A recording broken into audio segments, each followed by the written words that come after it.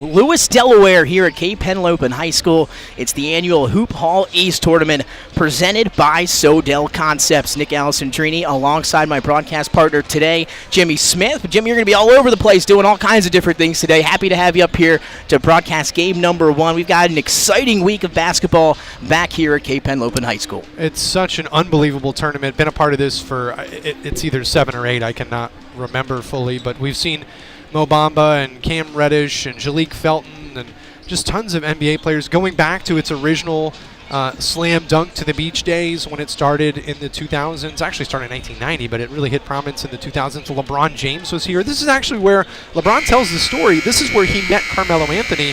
I don't remember where Carmelo started, but he was somewhere before Oak Hill, and that's where he met LeBron, and he told that story. He's like, I was in some hotel in Delaware for this tournament, and I met this guy. And I saw that interview. I was like, that's cool. That's slam dunk to the beach. That's what this thing is all about. This is the future stars from across the country anymore here with Slam Dunk to the Beach, Hoophall East. This is some unbelievable talent, and it's 3 days of really high-end basketball. And you said it, Jimmy. I'm happy, thrilled, and privileged to be a part of it. Thanks for having me up here at Cape Henlopen High School. Again, stars have been born here at Hoophall East in the past. I remember growing up, I grew up north of here in Newark, Delaware, and every year I heard about LeBron and St. Vincent St. Mary's and Carmelo Anthony and those guys making the trip to play in this tournament. And again, just thrilled to be able to be a part of it here in 2022. And Jimmy, we're going to start this one off with a great matchup from a team that people might know a little bit about here in the state of Delaware. That is the Seaford Blue Jays, who are coming off a 2022 season where they finished in the Final Four here in the state of Delaware. They've got 5 starters back this season. They're going to be a team to watch. And, Jimmy, they're going up against Haverford, the team up from North Pennsylvania, up in the Philadelphia area. And they've got a young team here on this side of the ball, 5-4, but they've got a lot of talent as well, as we're now moments away from getting these starting lineups here out on the floor. I love Seaford because I love the 2000s Toronto Blue Jays logo. That's one of my favorites in baseball. That's that J, the Blue Jays there. And Haverford's got nice clean uniforms as well. The maroon and the gold, and very, very grateful that they were able to fill a hole that we had here in the tournament. Unfortunately, Kell out of Marietta, Georgia, could not make the trip. A lot of shutdowns, a lot of flights canceled over the last couple days. They could not get out of Atlanta and couldn't make it here for the 2 games they were scheduled to play. So a combination of Lancaster, a school out of South Carolina. No, not that Lancaster. It's Lancaster, not Lancaster. That's how you know the difference. The top team out of South Carolina is coming here to play on day 3, but today Haverford was able to fill in with some shifting around the hole that Kell left for today's games. And getting to talk to a little bit of the coaching staff. They're excited to be a part of this event as well. They accepted that invitation. They are ready to go, as now both teams inducting here, getting those starting lineups out on the floor. We'll get them to you now here quickly. For Haverford, it's going to be the sophomore number 1, KJ Carson, the junior number 5, Billy Rayer, the junior number 12, Connor Scanlon, and then the very talented 8th grader number 24, Silas Graham. He's going to be the one to keep an eye out for Haverford. And number 50, Manny Butts. For Seaford, it's 0 through 4. At 0, Kendra Matthews, the junior, followed by Brent Ricketts, Kareem Bolden, Cash Wise, and Avion Matthews. And again, moments away from tip-off here at Hoophall East at Cape Henlopen High School. Now we're paused for the national anthem. This could be the moment we've been waiting for, the chance to feel alive. Nothing's gonna stop us, nothing's gonna top this, nothing like we've ever seen. And I raise my hands to the sky, what a feeling. 'Cause I feel like dancing high, got a feeling, this is where it all begins.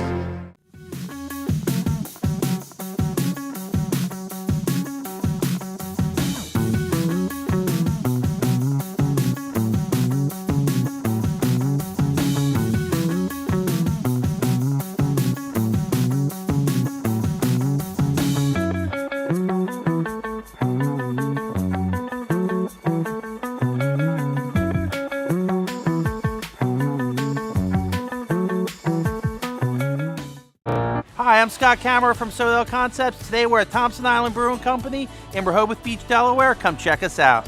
Located in the Rehoboth Gateway next to Blue Coast Rehoboth. Thompson Island will follow the Sodell tradition of serving beautiful, simple food that will pair perfectly with our fresh homemade beer. Thompson Island is the perfect place to have dinner with your family, enjoy happy hour with friends at the bar, or spend a day in the beer garden playing bocce ball and ping pong. Thompson Island Brewing Company in Rehoboth Beach, Delaware, open 7 days a week. See you soon. And now we are just moments away from tip-off here at Cape Henlopen High School. Hoophall East presented by Sodell Concepts. It's game number 1 here on Tuesday between the Seaford Blue Jays and Haverford. Both teams set to take the floor. Let's get you your uniform report here to get started early. Seaford in the all-white uniforms with the yellow trim up top and the blue letters and the numbers. And you look over at Haverford, as Jimmy alluded to earlier, they're in the maroon uniforms with the gold trim, gold letters, and gold numbers as we are ready to go here at Cape Henlopen. So exciting. You see kind of Delaware, Sussex County coming out there to midcourt. You know, the who's who, the mayors of this and the presidents of that coming out to the floor. Delaware is really... and I've gone to the other tournaments that are under the Hoophall umbrella, South and West, and Delaware does it right. Delaware does it the best, in my opinion. Great crowds the whole time, not just for host schools. Sponsorships everywhere and community involvement. Delaware, a place, not just being honest, not known for high school basketball, really became a destination for the Mid-Atlantic to come and show off, and it's been amazing to see every single year. And going to follow it up here in 2022 with another week of spectacular basketball here at Cape Henlopen. We've got 3 days left for you here in Lewis, Delaware. It's going to be 3 games today, followed by 4 Wednesday and 4 on Thursday. Make sure you check out that schedule. There are some fantastic matchups going forward that you'll be able to check out free right here on Hoophall. You can also head here to Cape Henlopen High School if you're local.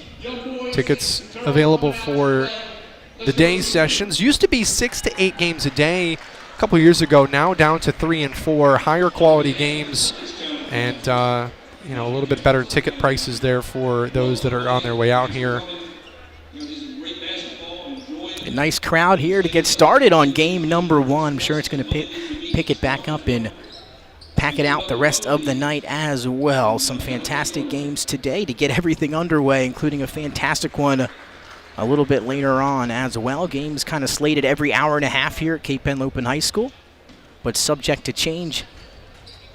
Yeah, sometimes that holds, sometimes it doesn't. Yeah, exactly right. If you've been to a basketball tournament, I'm sure you've had some experience with that, everyone at home. The games will never start earlier than they're scheduled, only later, and we do that obviously so that those that have made appointment viewing of this will be able to partake. So we're almost ready for this one, as Haverford and Seaford will kick us off. Here we go. It's going to be Manny Butts jumping up against Brett Ricketts, the senior, going up against the freshman, as we are set for action here at game number 1 Tuesday at Hoophall East, and we are underway. Seaford going to control the tip into the hands of Kareem Bolden. He's going to be the one with the ball in his hands a lot today. Ricketts trying to get it to him up top. Ball tipped. Ricketts will go back and track it down. 13 seconds into quarter number 1. Little 3-2 look there early from Haverford. We'll see how Seaford's able to shoot out of it or cut out of it. Well, they'll try to shoot out of it first. That 3 is up off the mark for Avion Matthews. Rebound to Haverford. And now they'll walk it up. Ball in the hands of the sophomore, KJ Carson. Trying to get it over to Billy Rayer. Ball was tipped out of play. A little confusion down there. Seaford thought they might be getting possession there. Trying to work for it there. Not going to be the case. Ricketts on the inbound. That one almost stolen by Bolin. Tipped out of play, but will stay down this end with Haverford. That's 3 non-committal passes we've seen. 3 times they've been tipped. We'll see if that sharpens up a little bit, or we get some nice breakaway dunk opportunities. So here's the guy, man of the hour for Haverford. That's 24, Silas Graham, coming off a 30-point performance a week ago in their last victory. Carson going to get called for a carry there. A little bit too much dribble on top of the key, and he'll turn it over. Kind of feeling themselves out, feeling the opponent out, and that leads to some offensive lapses. And in Seaford finishing 3rd last year in the DIAA state tournament. returning 4 of 5 starters. That ball, good active hands up top by Graham, able to corral it, kick it to the corner. This is a Kendre Matthews. His 3 won't fall. Rebound to KJ Carson. Haverford working it now into the hands of Graham. 6:52 to go here, quarter number 1. As they get it to Grant, have some space there on the left wing. He'll pass it up to Butts. A little pump fake, now kick to the corner, good ball movement. And we're going to have a charge there as Butts lowered the shoulder and got a piece of a Kendre Matthews for the second turnover here so far for Haverford. Decent take, a little out of control. It's a big body to move like that from top of the key into the lane. Just a little out of control, and a good job on Seaford's part to be on the waiting end of the contact and get the turnover. Seaford, a very athletic squad. They're going to want a run and gun. Do the Blue Jays. Here's Ricketts, one to keep an eye on. Elevates and knocks down the baseline jumper for our first points of the day. This little right dribble. Gets himself open and opens the lid on this thing. Now we'll see if the buckets start flying here. Haverford trying to answer. Here's Graham around the screen. Has some room, picked and stolen. Here comes Ricketts. He's a highlight reel, and he'll just finger roll this one in for an easy 2. And 4-0 Seaford here in the first 2 minutes of quarter number 1. First couple steps looked like he was going to get away. The defense closed, and he turned it into a finger roll, and that turned into a turnover. Seaford cranking up the defense. 3 turnovers on 3 possessions for Haverford here early in this one. I want to clean that up, but just 2 minutes into quarter number 1. So Seaford will get possession here with a 4-0 lead, and they'll inbound to Brett Ricketts, and he'll get it back to Kareem Bolden. Again, 4 out of these 5 guys are returning starters from last year's team. So they know each other very well. They've been playing together for a while. And they have a 4-0 lead here early as they work it around the perimeter. Bolden going to show some direction with the offense. Back to Ricketts now as they try to find their opening. Bolden puts it on the floor. Ricketts, deep 3, short off the front end of the rim. Rebound up for grabs and into the hands of Brendan Leary. Quickly over to Silas Graham, able to get a hand on it to Davion Matthews, but it'll stay down this end. Blue Jays just pestering. Really, Haverford can't get into an offense because there's arms and legs and fingertips in passing lanes and dribbling opportunities. There's bodies on the floor. It's tough right now going for Haverford. Bolden hits the deck, able to recover. Again, Seaford, a long and athletic team. Butts has some open space. He'll fire deep off the back end of the rim. Rebound, though, offensively to Scanlon.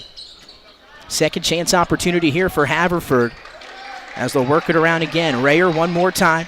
Here's Leary, gets in the paint, and he walked. They're just team defending. You spun into 3 other players there. The Blue Jays are everywhere, and Haverford's having trouble getting perimeter swing passes and stretching this out right now. I think it's just the athleticism of Seaford so far. How long can that last? How deep does the bench go? We'll see.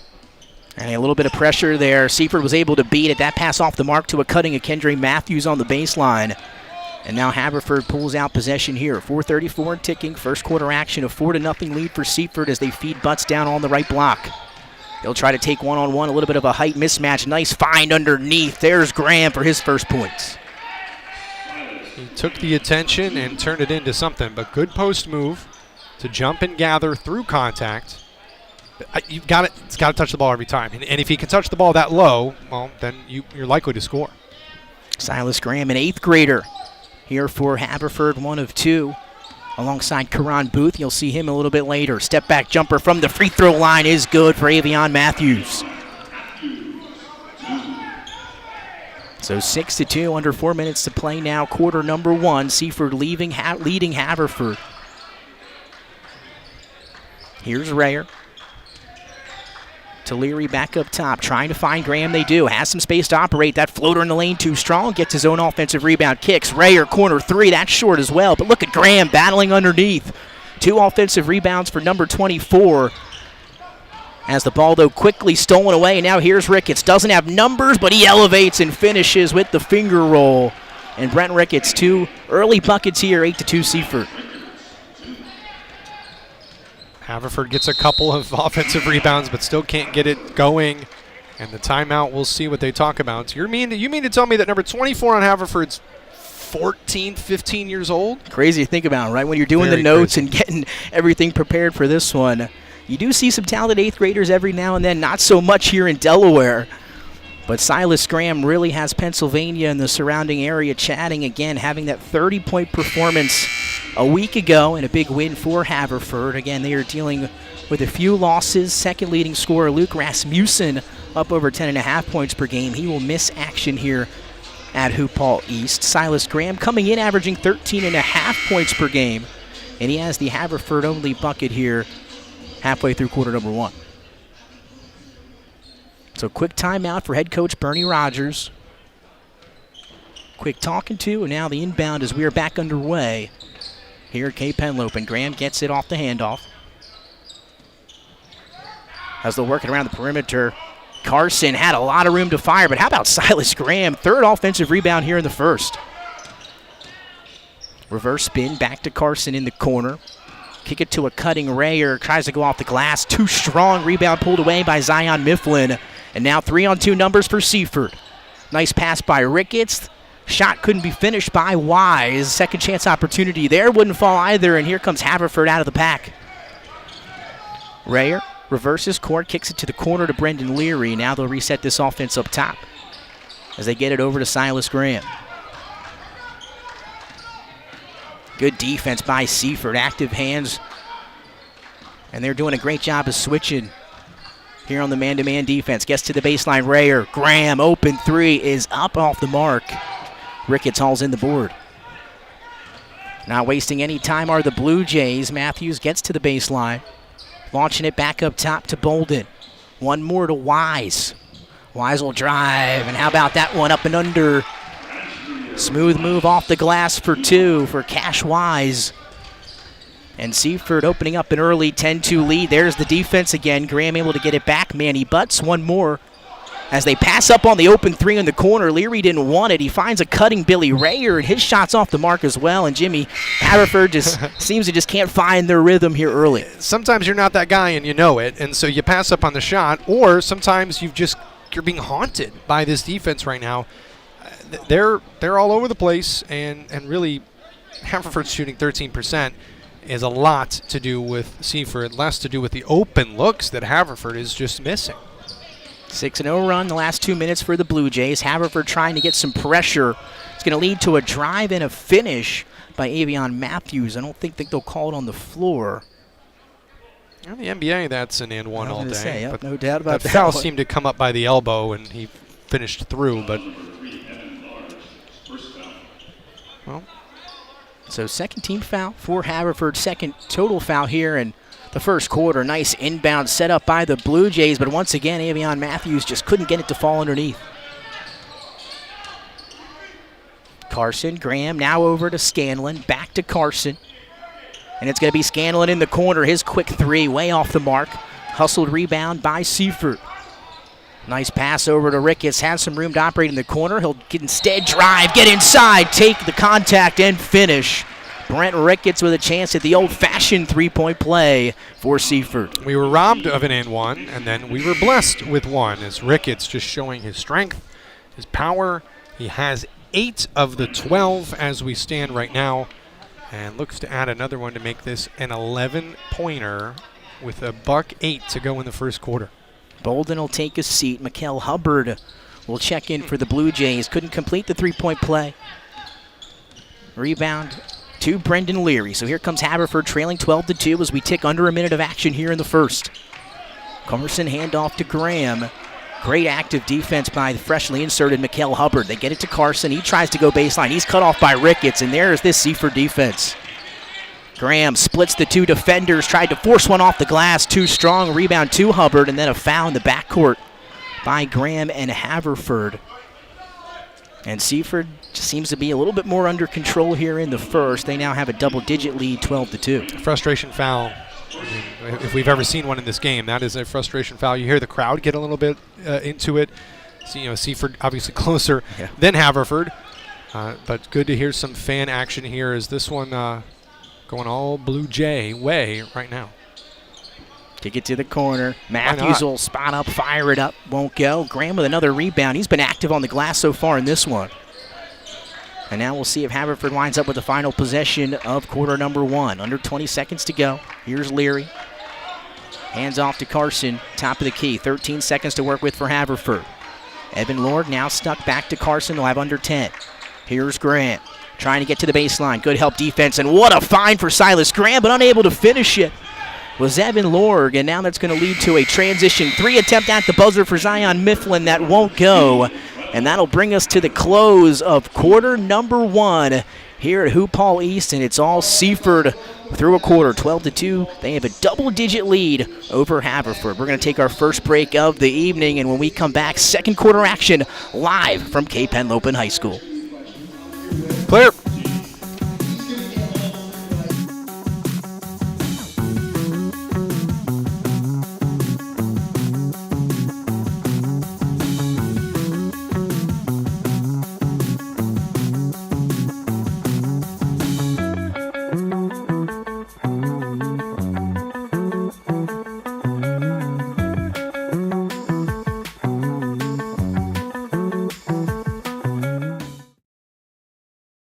Hi, I'm Scott Kammerer from Sodell Concepts. Today we're at Thompson Island Brewing Company in Rehoboth Beach, Delaware. Come check us out. Located in the Rehoboth Gateway next to Blue Coast Rehoboth, Thompson Island will follow the Sodell tradition of serving beautiful, simple food that will pair perfectly with our fresh homemade beer. Thompson Island is a perfect place to have dinner with your family, enjoy happy hour with friends at the bar, or spend a day in the beer garden playing bocce ball and ping pong. Thompson Island Brewing Company in Rehoboth Beach, Delaware, open 7 days a week. See you soon. Welcome back to Hoophall East, live here at Cape Henlopen High School. It's match number 1 of Tuesday evening between Haverford and Seaford. After one quarter, Seaford leads 12-2. Turnaround jumper on the baseline wouldn't go for Manny Butts. Rebound to Seaford. And again, Haverford being held to just 8% shooting. That Seaford defense has been suffocating. Why not? Deep 3, way off the mark though for Zion Mifflin. Just wanted to see what he could come up with there. Yeah, we've seen a couple why nots so far here in the first 9 minutes. Scanlon once again trying to feed Butts down low, and it looks like we'll have our first whistle against the Blue Jays as Manny Butts, the big freshman, took some contact on the block, and now Graham will inbound for Haverford underneath the basket. So you got an 8th grader on the guard side, a freshman down low. Built for a couple years of success here. Exactly right. That's why you get to Hoophall East here, see what you got, take on some of those talented teams from all over the country. And again, they'll get a team here in Seaford that had a top 4 finish in the state tournament last year. Butts again trapped in the corner, and now we have another quick whistle. I believe this one going to go against Ricketts, who got a hand in there. So 2 quick fouls against Seaford here to open up the second quarter. Still a 12-2 lead, and as you mentioned earlier, Jimmy, Brent Ricketts, 4 of 5, 8 points and a rebound for the Blue Jays earlier in this one. He had 22 points in the last win against Sussex Academy, and wait till you hear this score. 107-20 in the last game for Seaford, so they're coming off a big win there. It's going to be a corner 3 this time for Evan Lord, and he knocks it down, and Haverford needed that one. We'll see if that breathes some life into you, but if the opponent you're playing just scored 100+ in their last game, you're going to need a lot more than life. That's true. Again, they like to run and gun. We'll see if they can get it out and run here in this one. They do lead 12-5. A big 3, though, on the previous possession by Haverford. There's those active hands. Tips back to Silas Graham. Under 7 minutes now in the first half. Whips it over to the left wing. Here's Scanlon. And ball finds Graham once again. Carson, contested 3 in the corner, and that's nothing but net. And back-to-back 3 balls for Haverford has them right back in this game, 12-8. Long possessions, late into the shot clock, and we'll talk about the shot clock here in a second. The speed of Seaford and the slow of Haverford, which one's going to win? And once again, Mikel Hubbard was not guarded over there in the far corner, just fell away from the defense. He was open, knocks down a 3, so that answers the last 3 from Carson for Haverford. So 15-8 lead back to 7 as Haverford now trying to get into a little bit of a rhythm, and just as I say that, Carson able to kick the ball out of play, and they'll turn it over. Now this is the first Hoophall Slam Dunk event that's had a shot clock, because for the longest time Delaware didn't have one. Does Delaware now have a shot clock? They do not. Not so yet. then this is just an ad, because there's really only 2 Delaware teams here. And I remember watching the teams Nice look on the baseline, able to be finished by Hubbard. That are from out of state that have shot clocks look up and go, well, what's going on here? And then the Delaware team they're playing is playing at snail's pace and trying to really milk it. So it's nice to see it added. That will add a lot more action here throughout the weekend. They left Scanlon open in the corner. How about three balls in a row for Haverford? And if they can continue to shoot like that, they'll be right in it. 17-11, though, Seaford just keep scoring themselves. Hubbard, one more. Ricketts, a little hesitation, gets in the paint, then lasers it off the face of Avion Matthews, but it'll stay with Seaford. Hubbard, same spot. Different result as this one's off the back end of the rim, but battling underneath is Wise. Wise lowering a shoulder, no call. Ball still up for grabs, finally pulled out by Carson. At least for the moment, Seaford, though, has him trapped, and Carson finds his way out of it. Butts down low. Makes the open pass here for Haverford. That three is up and in. What's happening right now? Evan Lord, 2 threes in quarter number 2, and a timeout on the floor for Seaford. And a 12-2 lead after the first becomes 17-14 here. And Jimmy Haverford starting to find their range here in quarter number 2. I mean, 3 or 4 minutes ago, I looked down, and Haverford was sub 10% from the field. Now they're shooting 44% from 3. And have gotten themselves within a single possession in this game. Hoophall East, slam dunk to the beach. Here you go. This is what happens. Two teams that have not seen each other or don't see each other very often. They don't know much, and they just come out and play their game. Sometimes they clash. Sometimes one team's superior. And this time, Seaford's having their run, and Haverford's hitting some bombs. And again, it would be interesting to see how deep, as you talked about earlier, how deep both of these teams can go into the bench. Historically speaking, Seaford has run about 7 or 8 guys rotation. So we'll see what they do today. 17-14 after the 3. Ricketts going to try to answer himself. Couldn't get it to go. And another big rebound by Graham underneath. And for an 8th grader, he rebounds well, but Ricketts, the senior, got the best of him that time, and now we'll have a tie-up in the backcourt. Good to see Ricketts pick him up as well. Easily in the field of battle, not to pick up an opponent, but two guys that we're going to keep saying their name here throughout this afternoon, early evening. Good little sportsmanship. And again, in that 107-20 win for Seaford last time out, Ricketts had 22 points as this deep 3 almost falls. Long rebound trying to be hustled down by Billy Rayer, but it'll head out of play. Last touch by Seaford. So Rickard had 22 points, Ricketts did, in that big win we talked about against Sussex Academy. 22 on 10 dunks. And 22 sounds like an amount of points he would have in a 50 or 60 point game, a traditional high school scoring game. That one, maybe that shows how deep Seaford is. Maybe that showed that they put up the white flag or whatever the opposite is, the black flag, in early stages, and they just have so many players down the line, the younger kids, that still showed out in that game. Haverford now down just one possession here, 17-14. Graham tried to get it as Hubbard tracks it down, tips it out of play, and right into the stands goes Mikal Hubbard. I watched Hubbard go from guarding the post, 14, tallest guy on the floor for Haverford, jumping up into that passing lane and knocking it away. So it kind of was a zone, and then he popped out and was just guarding whoever he could. Like a free safety over there. Yeah. Here's Silas Graham, tries to put it on the baseline. Nice find again. A little hesitation, unable to finish. Was Evan Lord underneath, but a second chance opportunity. How about another rebound for the 8th grader, Silas Graham? And I've been impressed with him so far here through a quarter and a half. I know they are able to make that comeback, but he's kind of running the show, able to find some guys cutting, had some good passes, and really battling underneath amongst the trees. 6 offensive rebounds, 16 as a team. Haverford has the ability to get rebounds. They're having trouble finishing right now. If they had a finisher, they've had a couple of times cut to the basket, kick back into the paint, and there's a guy right there on the doorstep, and they've missed.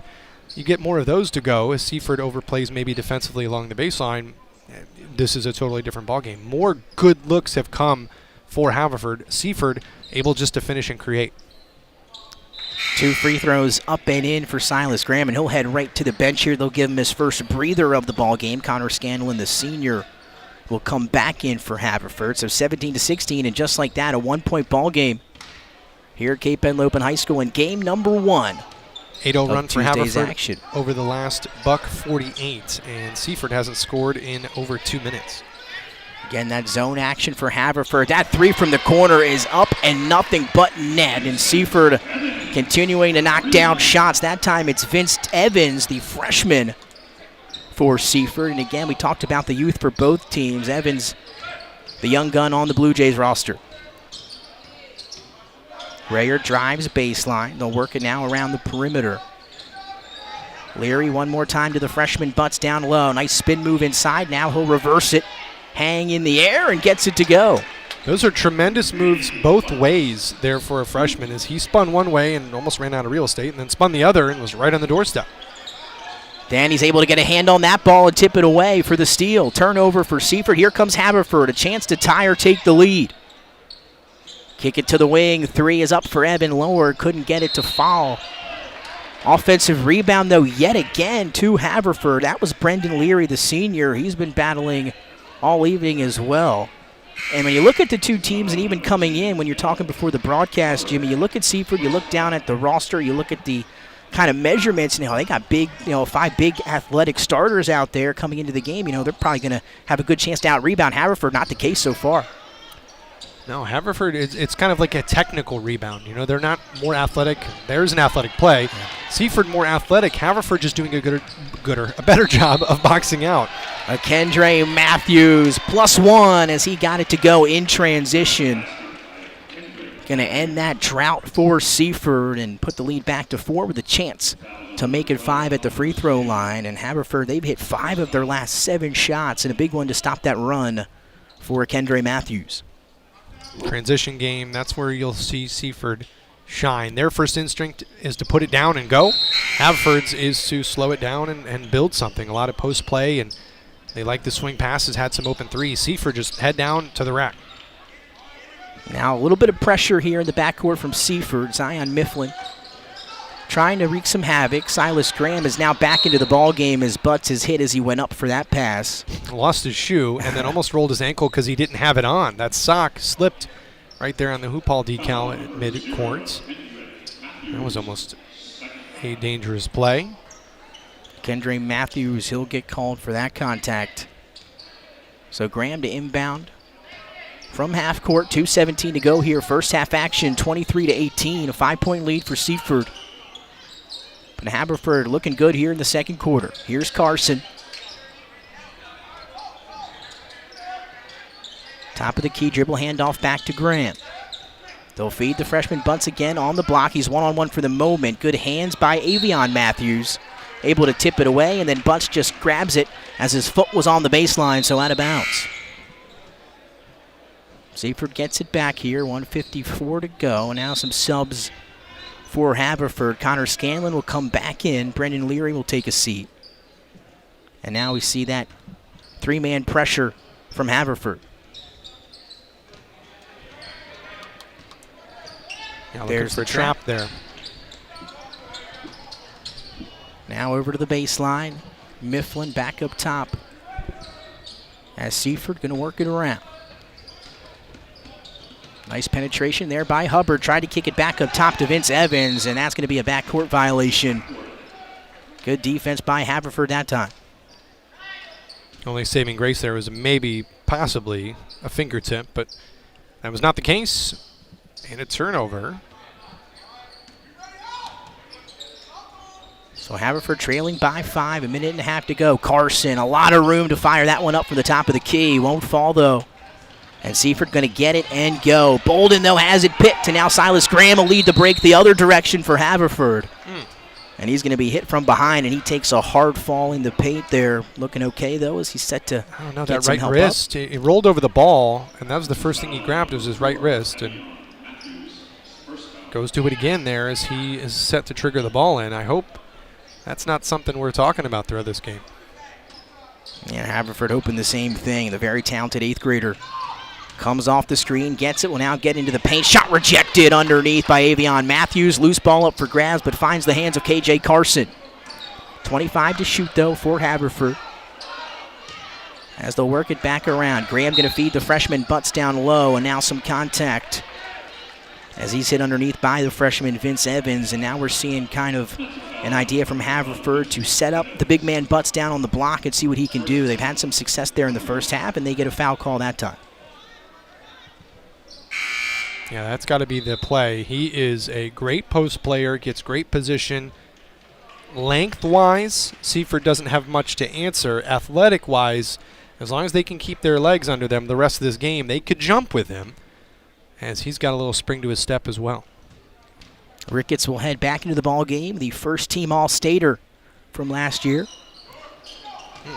Free throw off the mark, 23-18. As the front end is missed, Seaford trying not to waste any time, tried to get it and go, but the transition layup wouldn't fall, and now Haverford going to quickly race the other way. Rayer gets inside, reverse layup is up and through. And now 23-20, 40 seconds to go here in the first half. Ricketts back to Bolden. Tavion Matthews, it's stripped. Silas Graham hits the floor. And now we'll have a tie-up, I believe, or no, a timeout. Wow. Head coach Bernie Rogers able to get the timeout in. I didn't think anybody had the ball there, Nick. I don't know who's calling a timeout there, but a 30 is granted to Haverford as their defense has ramped up 20-fold and now have 7 steals of their own. Both teams kind of playing quick. It seems like Haverford's matching Seaford. Apparently they had that gear. I thought they were a slow, long shot clock team. Turns out I was wrong. It looks like they can operate both ways, and you talked about the defense forcing 3 turnovers in the last minute and 50 seconds. Again, has them trailing still by just 1 possession, 23-20. Seaford got out to a double-digit lead really early in this one in the first, and Haverford able to crawl back here in the second. A 12-2 first quarter. And now Haverford with an 18-11 outscoring Seaford here in the second quarter. Kind of watching the body language of Graham and the right wrist. I'm not trying to. He just keeps going to it. I don't know if you saw it. He keeps just did it again. He keeps addressing it. I don't know what more to say. Not a doctor. I hope for him. This is a really good opportunity for him with all these eyes on him and this kind of national audience to have a game. Yeah, something definitely to keep an eye on. 15 seconds ticking down. First half action here from Cape Henlopen. Butts has it top of the key. Active hands by Avion Matthews. Picks it away. One-on-one with Butts, and he puts him on a poster. Defense to offense for Avion Matthews, and that's how we come to a close here at half number 1. What a way to end the first half of the first game here on Tuesday. Oof. They got the paddles out and shocked this place to life, and really for Seaford, exactly what you needed. Stretches without scoring, defensively kind of having issues. Haverford matching your athleticism, and then you show them what you're all about against their big guy to put a cap on the first half. I don't know. These early games, sometimes you don't know. It doesn't have the big names. It doesn't have all the glitz, but that was something to see. Keep an eye out for more of that in the second half because both teams are capable. Seaford showing you what they can do here at Hoophall East. So that'll do it for the first half of action. We'll be back live right here for the second half. We'll get you first half stats and everything you need to know ahead of second half action here live from Cape Henlopen High School. We're going to take a break here at the half. 25-20, Seaford leading Haverford. Hi, I'm Mike Vincent, President of Sussex County Council. I want to welcome everybody to the Hoophall East basketball tournament, formerly known as the Slam Dunk to the Beach. It's a culmination for teams that qualify to come here. It's the best high school teams in the country qualifying these 4 qualifiers. Congratulate all of you, welcome you and your families and friends to come visit Sussex County. Enjoy our beaches, our restaurants, the people of Sussex County, and good luck to all the players. Thank you.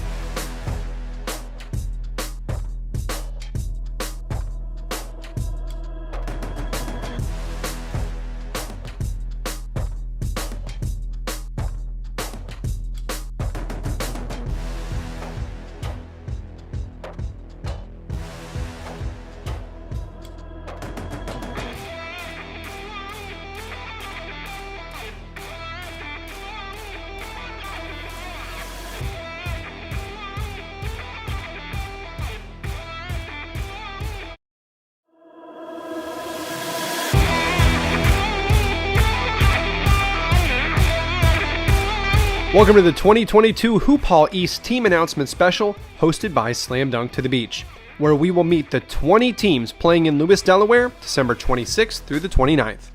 Archbishop Stepinac from White Plains, New York is back in Delaware for the first time since 2019 when they brought current Atlanta Hawk A.J. Griffin and Tar Heel point guard R.J. Davis in probably one of the most memorable games in tournament history. This year's team started the year ranked 18th in the nation according to Max Preps and is led by 5-star junior guard Boogie Fland. The 16th ranked player in the junior class by ESPN has offers from over a dozen schools including North Carolina and Kentucky. Sophomore Danny Carbuccia is another player to watch that has 13 offers of his own. Bella Vista College Prep takes the cross-country trip from Scottsdale, Arizona for Hoophall East. 4-star 6'10 junior center Luke Bamboye has tons of offers, including Arizona State, Houston, and Iowa. He joins 6'6 3-star undecided senior wing Jason Fontanet to make Bella Vista a fun team to watch in Delaware. Bergen Catholic from New Jersey back at Hoophall East after playing last year. New Jersey's 5th best player, junior center Terry Copeland, will look to shine and continue his recruitment process with a big showing at the beach. Another New Jersey team returning to Delaware is Blair Academy. Senior undecided guard Jayden Lamont is the 7th best player in the state, and he'll hope to secure the next step in his basketball journey with a great showing in Lewis. Host Cape Henlopen out of Delaware will have both their girls and boys teams on display. The Cape girls coming off an 18-6 season, but are much younger than last year after graduating 7 seniors, the entire starting 5 included. This season they're led by senior point guard Jayana Lee, sharpshooting sophomore Faith Ray, and do-it-all 6-footer freshman Amelia Frutchman. On the boys' side, they'll be led by senior guards Drew Zimmerman, Tyrone Tolson, and Trey Leggins. Combine Academy out of North Carolina makes their first appearance at Hoophall East. 5-star junior Trentyn Flowers is ESPN's 24th best player. He has over 30 college offers, including Louisville, North Carolina, Kansas, Oregon, Alabama, Arkansas. You get the picture. Flowers is a huge draw that'll probably bring some of college basketball's top coaches into Lewis to see him play. Senior Silas DeMary will also shine before he heads to USC next season. Dream City Christian School in Glendale, Arizona will go across the country as well to show off their roster of some of Arizona's top players. Senior Kyron Ratliff is headed to the Ragin' Cajuns of Louisiana. Senior Australian-born Kai Green and Canadian junior Jovan Milsevec are looking to decide on their future. Hoophall East mainstay Eleanor Roosevelt from Maryland returns. The Maryland 4A state champs last year went 19-5. And return guard Niko Crumpler-Peoples and forward Taqbir Raji. 4-star big man Peyton Marshall powers Kell High School from Marietta, Georgia to Lewis, Delaware. The 46th best player in the junior class, according to Rivals, is deciding between 19 offers, including Auburn, Florida, Cincinnati, and Georgia. Long Island Lutheran started the year ranked 12th in the country, according to Max Preps, in a deep team of D1 talent that's led by senior guard Jayden Reed, the 7th best player in New York. Monsignor Bonner takes the short trip from Philly down Route 1 to Delaware. A strong junior class will power the Friars. 6'6 forward Kevin Rucker Jr. has 3 D1 offers, while 6'7 forward Deuce Kettner has 3 of his own. Moravian Prep heads up from down south and brings 4-star forward Mayor Wool to Hoophall East. The South Sudanese senior stud committed to the College of Charleston this past year after being ranked 54th in the Southeast region by ESPN. Joining Wool is sophomore guard Eli Ellis, Rivals' 35th best player in the class of 2025. He has 8 college offers, including West Virginia, Virginia Tech, and Ole Miss. The Academy at Palumbo from Philly went 11-11 last year, but hope to rise to the occasion at Hoophall East, with point guard Ayeb Noble at the reins. Senior guard Omar Hutchins will also handle the scoring for the Griffins. Paul VI is coming off a 2021-22 season, which it finished top 15 nationally, claimed their first WCAC title since 2014. The Panthers should be right back in the mix this season. Star point guard Doug McDaniel is now with Michigan, but the Panthers still have Deshawn Harris-Smith, the Maryland commit, and also highly touted junior Darren Harris. 4-star juniors Isaiah Abraham and Patrick Ngongba join the squad as well. 2 other Delaware schools will travel in-state for Hoophall, as the Sanford School girls and Seaford boys will lace them up. Sanford went 18-3 last year. They'll be led by senior Zai Kilgo and sophomore post player Jada Snow. Seaford heads east after going undefeated in league play last season. Senior guard Brent Ricketts and juniors Kareen Bolden, Kashmir Wise, and Avion Matthews will lead the Blue Jays. Fan favorite Westtown will also bring their boys and girls squads to Delaware this year. The boys are led by Malik. Rasul, a junior forward who transfers from Sierra Canyon in California, is the number 6 player in Pennsylvania, according to ESPN. Will he land a big offer after his play this year? We'll wait and find out. The girls squad went 23-4 last season and bring back their leading scorer in senior guard Grace Soundback, and junior point guard Zayara King will also be a contributor. West Catholic Prep out of Philly will head down to Cape Henlopen. They'll take on the girls of Cape Henlopen High School. They're led by Amina Reed, Sienna Blake, Jasmine Butler, Jalen Moore, and Sienna Scott.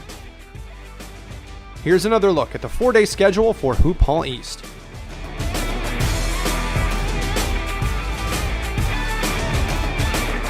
4 days, 20 teams, and 13 games. That's a lot of action at Cape Henlopen High School at the end of December. Tickets are on sale now for each day, so make sure you grab your seats to see some of basketball's future stars.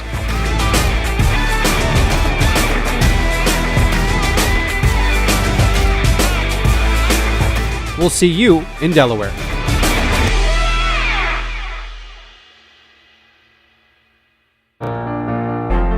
This could be the moment we've been waiting for, the chance to feel alive.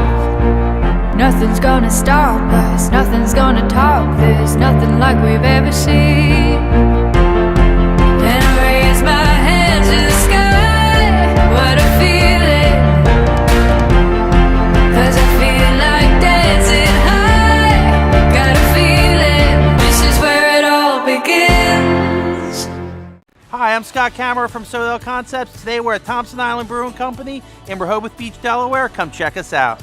Located in the Rehoboth Gateway next to Blue Coast Rehoboth, Thompson Island will follow the Sodell tradition of serving beautiful, simple food that will pair perfectly with our fresh homemade beer. Thompson Island is the perfect place to have dinner with your family, enjoy happy hour with friends at the bar, or spend a day in the beer garden playing bocce ball and ping pong. Thompson Island Brewing Company in Rehoboth Beach, Delaware, open 7 days a week. See you soon.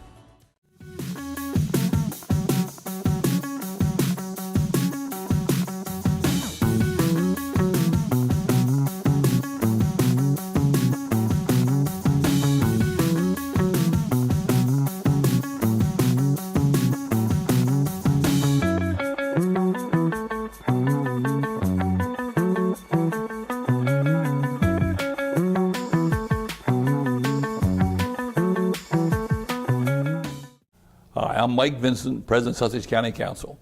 I want to welcome everybody to the Hoophall East basketball tournament, formerly known as the Slam Dunk to the Beach. It's a culmination for teams that qualify to come here. It's the best high school teams in the country qualifying these 4 qualifiers. Congratulate all of you, welcome you and your families and friends to come visit Sussex County. Enjoy our beaches, our restaurants, the people of Sussex County, and good luck to all the players. Thank you. Welcome back live to Cape Henlopen High School here in Lewis, Delaware for Hoophall East, presented by Sodell Concepts. On to second half action here. Nick Alessandrini alongside Jimmy Smith here at the top of the stands here at Cape Henlopen for game number 1 on this very eventful Tuesday. Again, we've got 3 games for you today, 4 on Wednesday and 4 on Thursday. This one was a battle in the first half. Seaford's way in the first quarter, Haverford's in the second, and now, Jimmy, a 25-20 game as we begin third quarter action. That's why you play 4 quarters. We'll see how the third and fourth go. Carson, nice look out of the corners. Head coach Bernie Rogers had a good play to start the half. Ricketts, though, good pass, extra pass, top of the key. 3 is up and through for a Kendra Matthews. And Seaford starts the third off with a triple. Yeah, selfish player maybe forces that 3 there if you're the guy. And he is the guy, but he knew there was a better shot, and he earned it. Great pass. Now here's another good pass to a cutting Carson. An even better one down low to Manny Butts, and he finishes. A nice passing clinic put on that possession by Haverford. Butts is your guy. Use your body and get him away from the basket. Good steal there. There he is on cue. Manny Butts forcing the turnover that time. Here comes Haverford the other way, trailing 28-22. Graham, we'll see how he deals with that wrist injury that he might have suffered there in the first half. Just something to keep an eye on. Leary going to fire for 3. That one had a chance. In and around the rim, falls out. Now quickly, here comes Seaford up and in. How about Kareem Bolden? Looked like he was going to throw it down with 2 hands with that elevation. And we were robbed of something special there, but you got to play D. It's not the All-Star game. That is true. 30-22, Carson to answer, reverse layup off the glass and through. So 30-24, and Graham still applying that pressure there in the backcourt. Graham, again, 8 rebounds in that first quarter, very active from that point guard position. Somehow they lost to Kendre Matthews again, and he buries another 3. Yeah, that looked like a walkthrough right there. I don't know what was going on as he slipped to that corner and found an opening. Couple big shots to open up the third. Little Euro step from Manny Butts, but he did take some contact down on the baseline. So the shot won't go, but I believe some free throws or nope, foul's going to be on the floor. So Graham will inbound here, first foul of the third. And Seaford right back up to a 9-point lead here, 33-24. Got the shooting percentage above 50%. They've kind of been teetering around and have hit a couple here very efficiently to start the third. They'll get it back to Butts here in the high post, top of the free throw line. As they're going to try to, looks like, run the offense through the big fella. Now kick back up top to Rayer. He'll put it on the floor. And now they'll reset it up top. Here's Carson, and a little bit of that jab step was too much. On that hesitation, he'll get called for the travel. Tried to hit him with the jab step. It's a little bit too much jab that time. Turnover 12 there for Haverford. And we saw a lot of turnovers early in the first. It seems like they were able to get it under control there in the second, but the Seaford defense looking good to open up the third. Drive and kick, going to lead to a 3 for wide, short off the front end of the rim. And another rebound for big number 50, Manny Butts. Rayer in transition, tried to get it down and around into the baseline, into Graham in the corner. Ball tipped out of play, will stay right here. I think that previous play, that skip pass kind of across the entire key and into the other side of the arc, that's the sign of this team being together for a long period of time. A lot of times players will jump into the air and not have a plan. That one he skipped over a post player and into an arc 3. That was a really good look for the Blue Jays. And yeah. Couple turnovers, ball back into the hands of Haverford. Here's a cutting Butts. Nice little hop step in the paint, but ball ripped away by Bolden. Now it'll be reset. Top of the key 3 wouldn't go for Larg, and now a whistle on the rebound as you see a Kendre Matthews hit the deck. I was going to make a comment about fouls in regard to tough defense, and then, of course, the foul's called. But a lot of ripping and raking and a lot of transition opportunities that get snuffed out with great hands in passing lanes. Both teams really defending well and getting efficient shots. You're getting the best of both worlds here. Kick into the corner. Wise has been quiet today. Very unlike him. That shot way off the mark as well. But how about Brent Ricketts cleaning it up underneath? His putback is up and in. And now a timeout on the floor as Seaford has stretched this lead back to double digits. They're starting to assert their dominance. 30-second timeout. So we will keep it right here. Haverford needing an answer. They got it in the form of the 3 ball. They hit, 3 in a row? They're in a stretch in the second quarter. And so maybe they go back to that. It seems like they've really matched and are comfortable matching the tempo that Seaford loves to run. And right now they're doing it better, getting to the basket. And Haverford falling asleep on a couple of 3 opportunities. Seaford, kind of a complete effort, very balanced scoring as well for them. And again, as you mentioned earlier, back in that second quarter, they hit 3 in a row. They were 4 of 9 at the time from beyond the arc. And since then, they've missed their last 6. But that's what got them back into it, and they are capable of doing it. So we'll see if they can get back on track here halfway through quarter number 3. Trailing by 11. There's some pressure in the backcourt from the Blue Jays, as Graham and Carson able to beat it. So let's see what head coach Bernie Rogers wants to do here out of the timeout. They set it up for Larg in the corner. Back to Carson, dribble handoff. Good defense underneath. Yeah. And I was going to wonder if they got the extra step in there.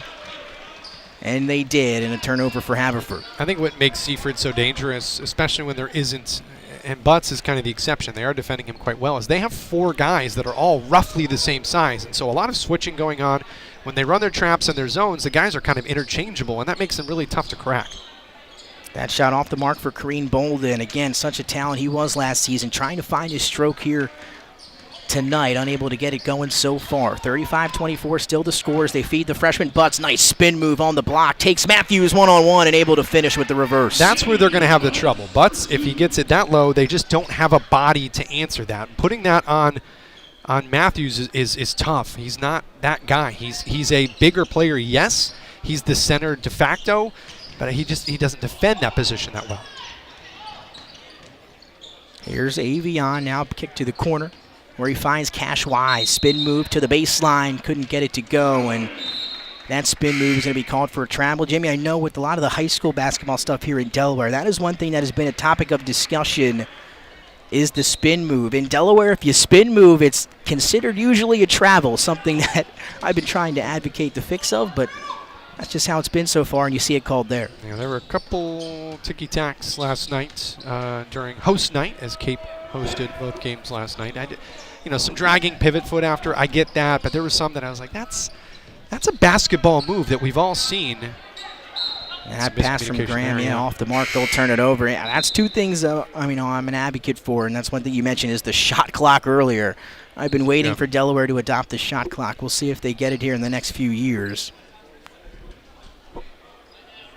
So 35-26, 3:18 and ticking here in the third. Seaford still holding a 9-point lead over Haverford. I mean, I get, I don't think it's a cost thing. I think it's just Delaware being old school Delaware, right? But, I understand it's 2 clocks and possible damage and upkeep and whatever. It's a body every single game that's got to run it. Right, yeah. There is a cost to it. I don't think that's the angle. And if it's not that angle, I don't know what the angle is for not to have it. You're not preparing the kids for anything. That's not how basketball is played at any level subsequent. So I don't know. It doesn't make a ton of sense. First free throw for Avion Matthews. Off the mark, 35-26 here, 3:04. One more on the way for Avion, the junior, who had a highlight play at the end of half number 1. I'm sure you'll see that on social media throughout the week. So the second free throw good for Avion Matthews. Lead now back to 10. It's where it stood early in the first. Haverford trying to once again find a rhythm and try to string some consecutive baskets together here. Rayer up top, almost lost his bounce, finds Carson, has some room, high off the glass and gets it to go.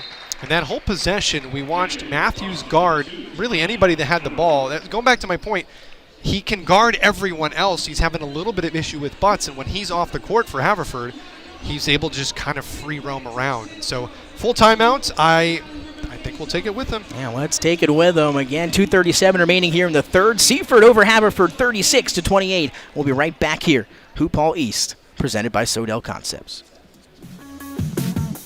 Clear.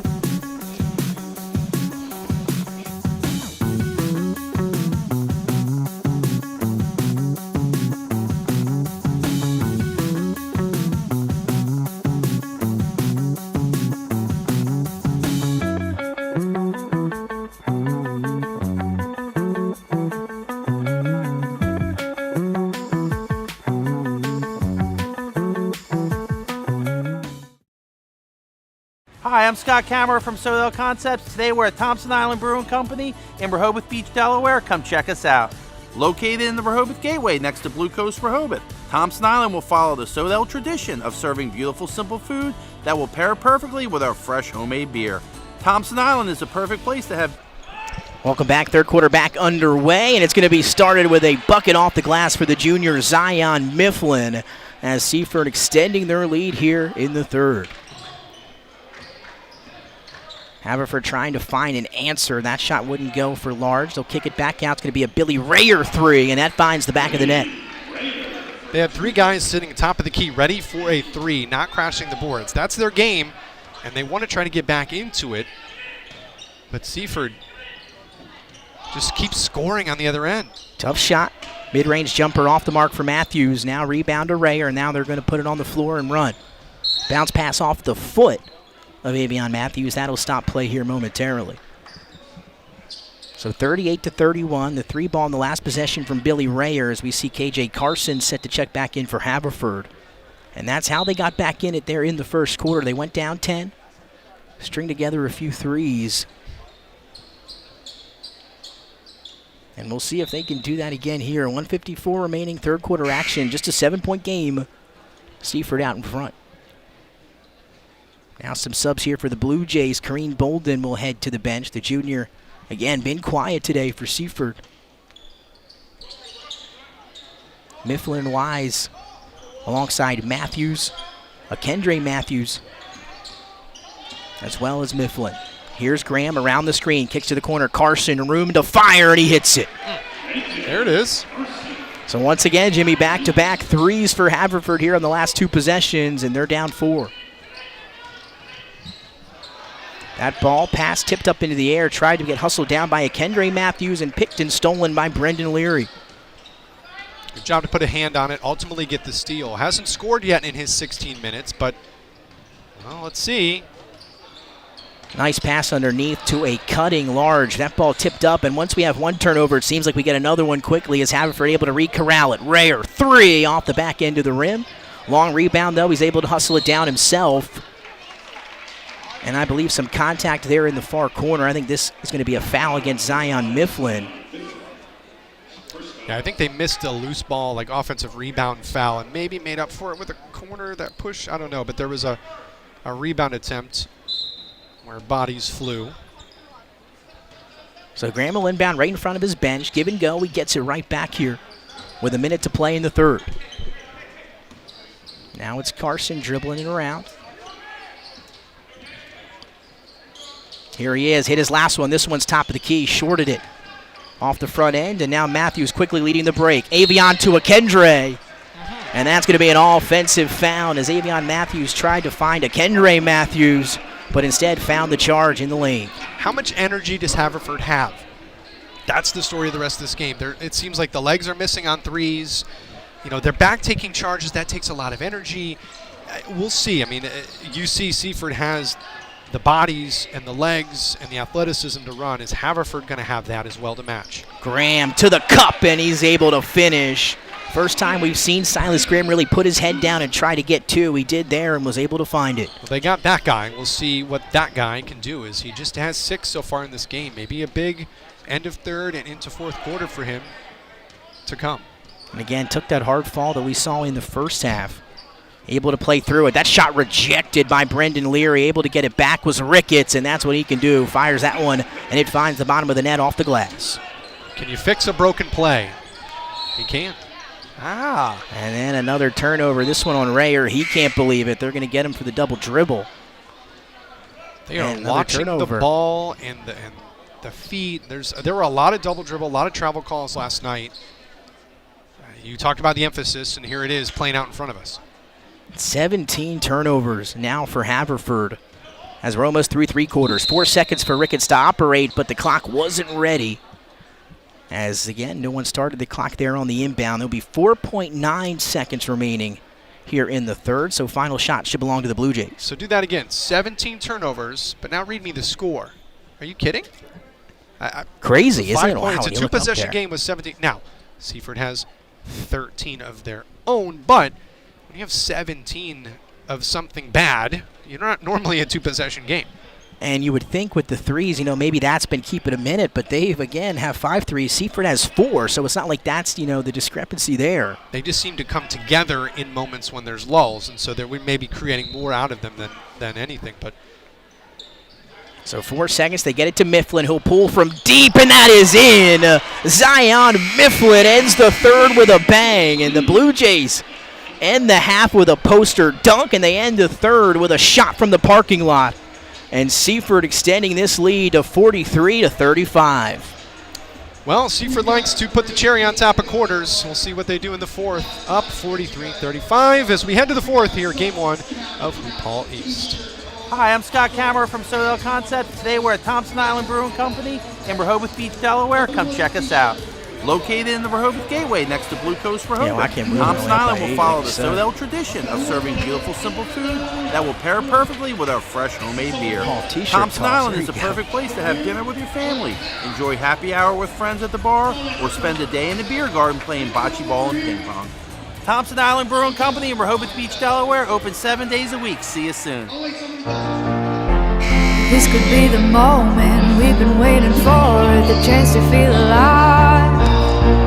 Nothing's gonna stop us, nothing's gonna top this, nothing like we've ever seen. And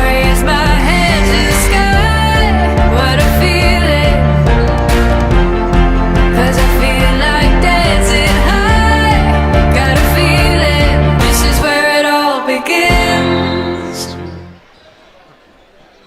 To the fourth we go here at Hoophall East in Lewis, Delaware, live from Cape Henlopen High School. Nick Alessandrini alongside Jimmy Smith, and we are underway with fourth quarter action between Seaford and Haverford in our first game of Tuesday night. And once again, Wise just can't seem to find his shot tonight. Him and Bolden have been struggling as that one is off the mark. So Haverford trying to get right back into this one as Seaford been able to stay out in front for most of the game. Graham baseline, kicks it back, tried to send up the three to Scanlon. And now he's looking for somewhere to go. Wanted KJ Carson. He was going to cut to the basket, and the miscommunication leads to a turnover. Been a couple of those for Haverford. That's not the majority of their now 18 turnovers, but there have been some miscommunications. A lot of cutting, a lot of motion in their offense that has gotten them some open looks, but also done that a couple times. Here's Ricketts, one-on-one with Graham, tries to put it up. And they're going to call a travel there against Ricketts. Looked like there might have been a tie-up, but Ricketts got an extra step on his way to the basket.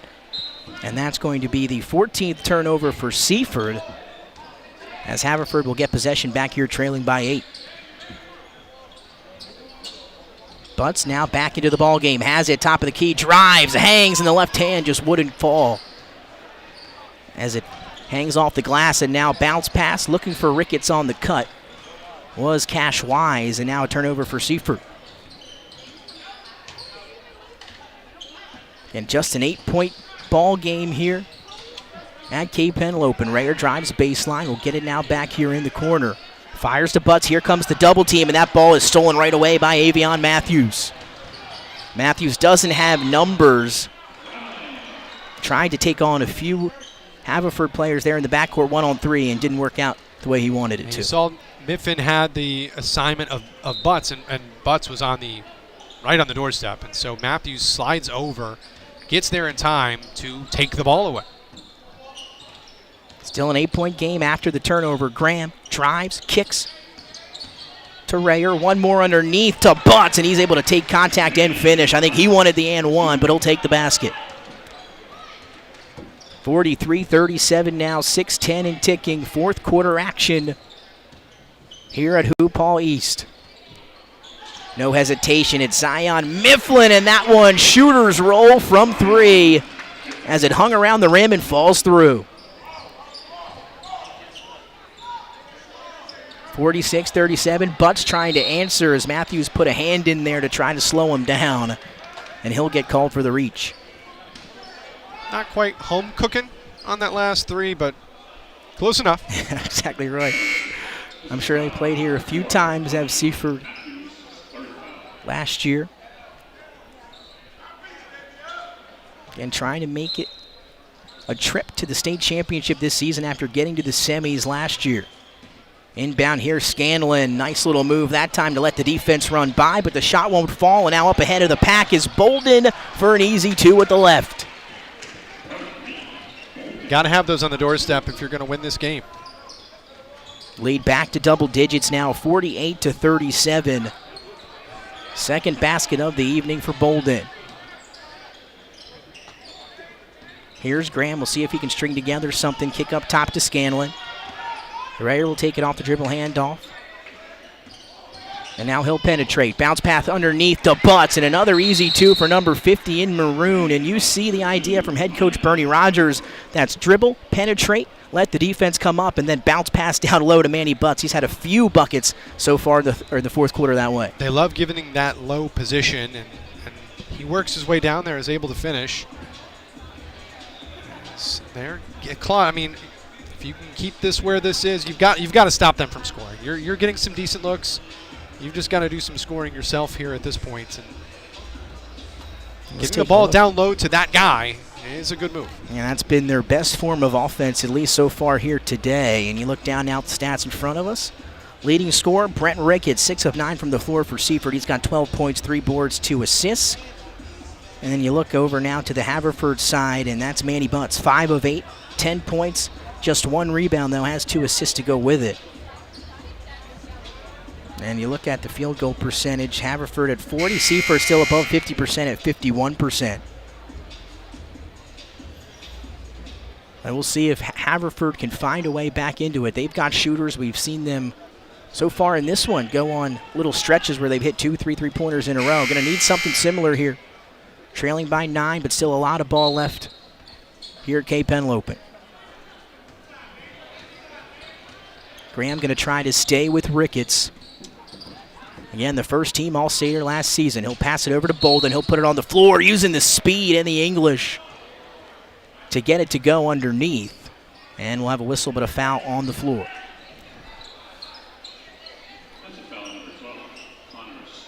So the foul against Connor Scanlon.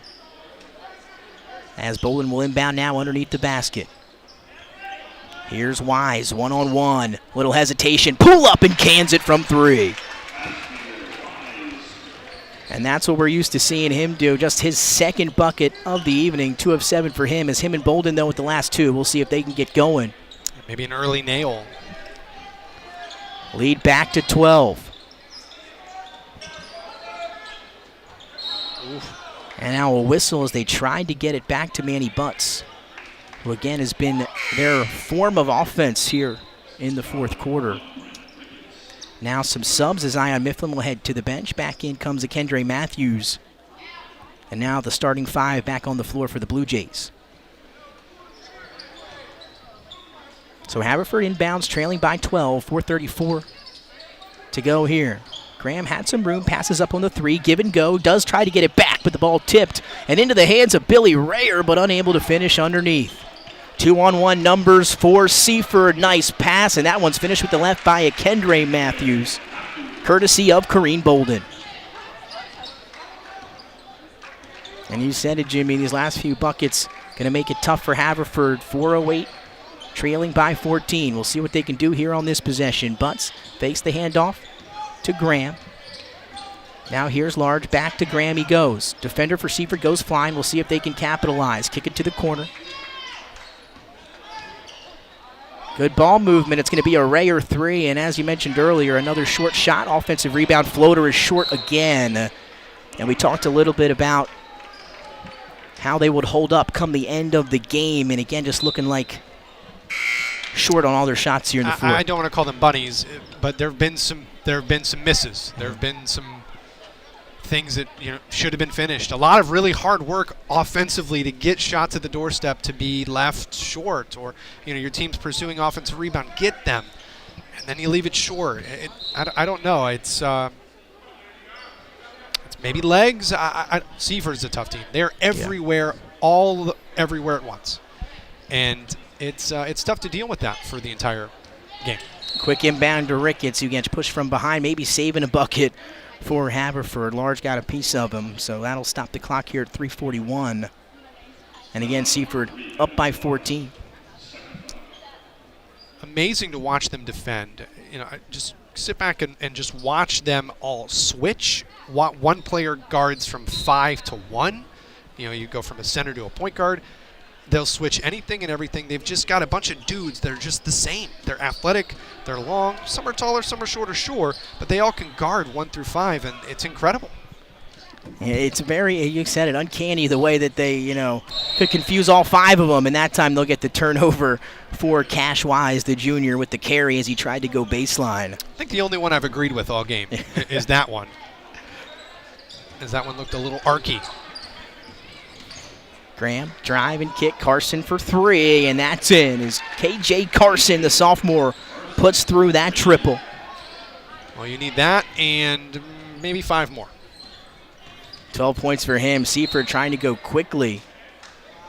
Off of the knee, it looked like of Wise, but they're going to say last touched by Haverford. I don't know if that's physically possible. The only way this could be the case is if there was a foul, and there wasn't.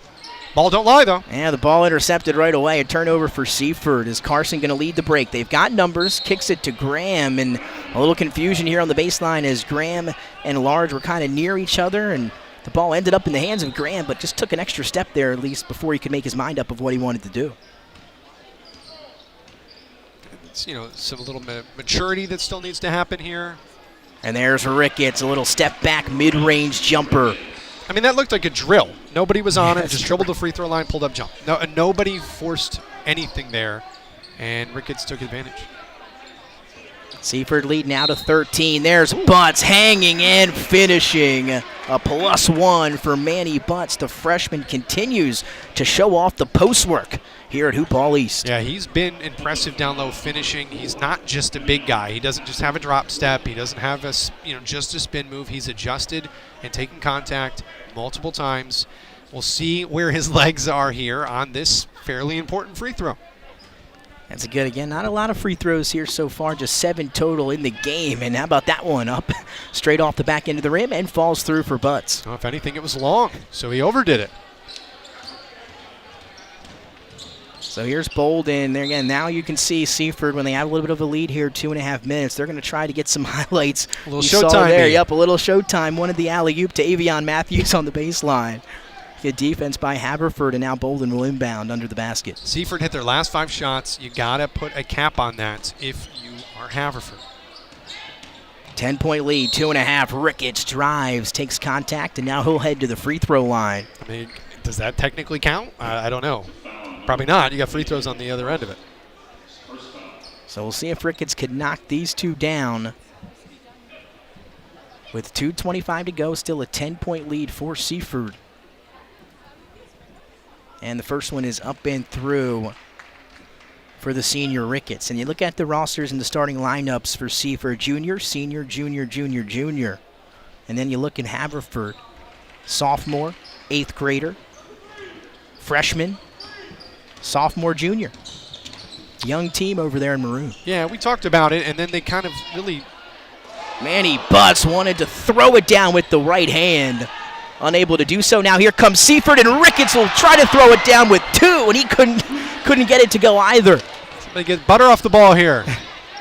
Could have had 2 highlight plays there, but the dunks wouldn't fall, and now some contact out near half court as KJ Carson almost had it picked away from 2 Blue Jays. It was Bolden and Wise, but instead going to be a foul against Seaford. Yeah, we talked about it some at the beginning, a young team versus an older team, but then Haverford started playing so well, you kind of forgot about that. And now it's kind of rearing its head a little bit as we get through here. Maybe a little bit of energy loss and a little bit of youth. As the first free throw falls for KJ Carlson, and also, Jimmy, you look at Silas Graham. He was highlighted in our players to watch here ahead of the game, coming off a 30-point performance, averaging just shy of 14 points per game as the Carlson free throw off the mark there. Offensive rebound going to lead to an open 3, and once again, ball just can't find the bottom of the net, but there's that freshman Manny Butts with a 3rd chance created for Haverford, and he's fouled. If you're Seaford, this is the window. This year, next year. And I don't want to say that's it, but that's when you look at it, when you're talking about the guys that get substantial minutes, they're juniors, heavy juniors, a couple seniors, but this is your window. And this team been together for so long, I mean, this is it right here. And again, last year made that semifinal at the Bob Carpenter Center. That was one of their goals. They made the long trip up from down south. But again, they were dealing with an injury to one of their better players last year, Tyrese Fortune, the senior. He has gone on and graduated, and then these guys all back to try to make something happen for the Blue Jays this season, and been a little bit of a drought for Seaford in terms of success on the hardwood, and that has certainly changed the last few years. First free throw for Butts, in and out. We'll have to see what the rest of the state has in store. You know, Sally's and Sanford, you hear those names, and Apo, and there's a lot of names. I'll see a couple of them in February with a tournament up north. The SL24 Memorial Classic, where Delaware high school basketball kind of showed off a little bit more. But the Seaford team playing this is a national game. It's a regional game, but a team they wouldn't normally play, and looking the part, sort of. And Bolden tried to fling that one with the left hand cross court. Instead, finds one of our courtside fans there down on the floor. They've gotten a little lax. They've got their lead. They feel good. They're running. They're having fun. They get a little lax with communication and passing. And we're talking trying to play a perfect game here. Yeah. There's a lot of good things they've done. That's one thing maybe to button up. And another turnover for Haverford there. And again, both teams, at least offensively, tone it down here the last few minutes. You talked about Seaford, and when you look at the score, and we've talked about this a few times already as we see the pressure from Haverford, only up by 10. Feels like they're up by 20. It does. They've just been scoring and scoring in loud ways quickly, and Haverford just kind of hanging around. And again, moral wins or mental wins, those don't necessarily exist. But if you're Haverford, you got the call like yesterday. Yeah. You come and you play this game. It's not that far, but it's far enough for it to be a little different than normal. You didn't sleep in your bed. Maybe you did. I don't know. Maybe you don't sleep in your bed. I don't know what their schedule is, but this is definitely out of normal for them. Yeah, no doubt. And on a quick turnaround for them to find out to come and play, you got to give them some props. Zion Mifflin, another triple for number 5. He's now got 11, 4 of 8 from the field, and 3 of 5 from beyond the arc. Some contact there. They'll play through at 60-47 as we tick under a minute. And another turnover, that time for Haverford, number 22 in the game today. And it's kind of shocking. You look down at the stats here, Jimmy, again, and 19 turnovers for Seaford. Yeah, a little uncharacteristic here from them as well. They play quick, and some things like this happen. Yeah. Where balls get tipped and end up in the hands of the other team. So both teams playing aggressive and been playing aggressive the whole time, really since the early stages when they wanted to figure out what the gear was going to be. And they've been in 6th since. Up by 13, Ricketts trying to get position underneath the basket. All right, boys, we got a schedule to keep here. Here we go. We'll get some foul calls underneath. We'll shoot some free throws here for the final couple minutes. Trying to be that guy, but I am the guy. And again, don't go anywhere here later on. We've got 2 fantastic matchups coming your way after this one concludes as the first free throw up and in for Ricketts. Yeah, we'll step away. The game will be right back here on the Hoophall Classic channel here on YouTube. So check the listings for the other game. You can hop in there and wait with other fans as we get ready for the broadcast, but we will it's either a foul or it's not, but okay. We'll take a break. We'll let Nick go. And I heard there's pizza. I heard there's grottos. How do you feel about grottos? Oh, I love me some grottos, for sure. Again, when you come down the beach, you're going to have to grab some grottos. I've heard, and I was kind of always up north, in my time here in Delaware. The grotto's better here than there? You're not going to offend it. I don't think you're going to offend anybody. No, I think it is. If I had to say or put me on the spot, I'll say yes. There's just something about it. Maybe it's the area, maybe the feeling of being down here, but alcohol in your system when you're down by the water. That certainly doesn't hurt there when you're taste tested. But thank you for all the support for all these years for Grotto. It was a huge. You think slam dunk to the beach, kind of in its infancy and all the way through to where we are now, when it kind of has a different name. You think of Grotto. They've been standing by the side of this tournament for all these years. That ball tipped out of play. We'll stay down here as I pulled into the parking lot. Is this dodgeball? I can't tell what sport we're playing. We've had some crazy sequences with the ball bouncing up in the air all over the place. Sorry, you're talking about the pizza truck. I was going to say, as I pulled in, that's the first thing that was greeting me when I pulled into Cape Henley Open today, as we have another whistle down on the far baseline. It'll stay with Seaford yet again. But, pulled in. The Grotto's truck was there to say hello. That's from what I've been told. That is where the magic is happening this evening, if you are... but that's VIP food tonight. That's obviously available every night here. So glad to have them. And catch a slice of Delaware's own swirly-styled pizza that you kind of grow to love when you're here. Oh, no doubt about that. As we have 9 seconds here away from the Blue Jays as Ricketts, there he was. It's a wild sequence. It's been a crazy last minute and a half, I will say that. Here as both teams just trying to get through this one. 6.3 now as they'll inbound to Carlson. He'll get through, try to lay it up and in, and we'll have a whistle with 1.3.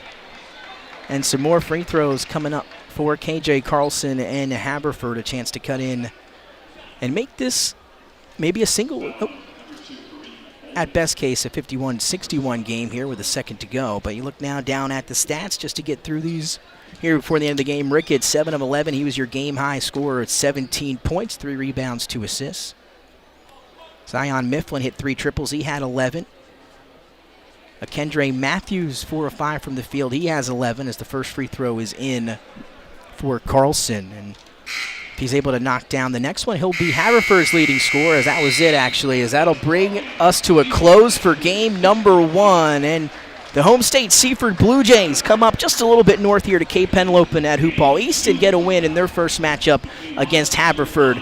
who again answered the call yesterday. Thrilled to have them come here and play in this game, and it was a good one here to get us started. Yeah, Seaford got to tighten up the turnovers, play at your speed, but just a little cleaner. When you play quick, those things happen, but continue that speed. That's a team to watch here in Delaware.